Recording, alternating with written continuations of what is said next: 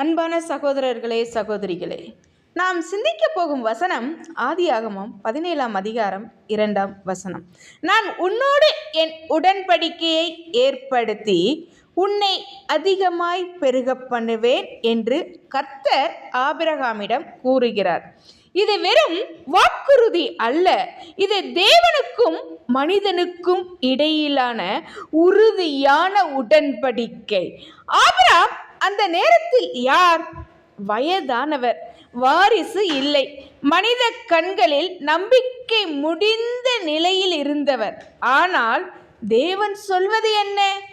நான் உன்னோடு உடன்படிக்கை செய்கிறேன்.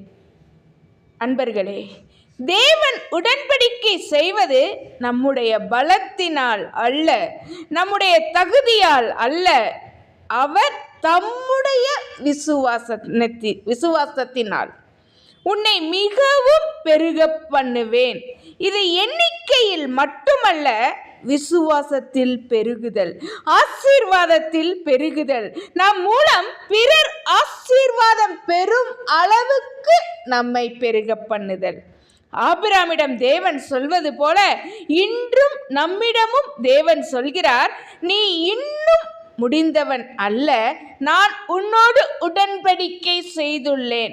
உங்கள் சூழ்நிலைகள் உங்களை மறுத்தாலும், உங்கள் வயது உங்களை கேள்வி கேட்டாலும், மனிதர்கள் முடிந்தது என்று சொன்னாலும், தேவன் சொன்னால் அது நிறைவேறும். இந்த வசனம் நமக்கு சொல்லும் செய்தி என்ன? தேவன் வாக்குத்தத்தம் கொடுத்தால் அது நிச்சயம் நிறைவேறும். தேவன் உடன்படிக்கை செய்தால் அதை யாராலும் பறிக்க முடியாது. ஆபிரகாமை போல விசுவாசித்து முன்னேறுவோம். உடன்படிக்கை செய்கிற தேவன் நம்மை மிகவும் பெருகச் செய்வார். கர்த்தர் தாமே ஆசீர்வதிப்பாராக. ஆமென்.